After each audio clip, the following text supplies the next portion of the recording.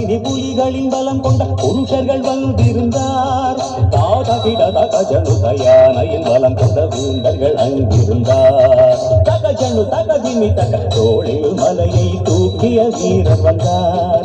வீரமபமகரிக இடிகளை கையில் பிடிப்பவர் பலர் இருந்தார். ஆகா நடந்தார் சீதை நடந்தார் விழி மலர்ந்தார் சபை அளந்தார். பரவு கண்டு அவள் அழகு கண்டு சிவதனுசி நானும் வீணை போல அதிர்ந்தது ராமன். கதை கேளுங்கள் கதை கேளுங்கள்.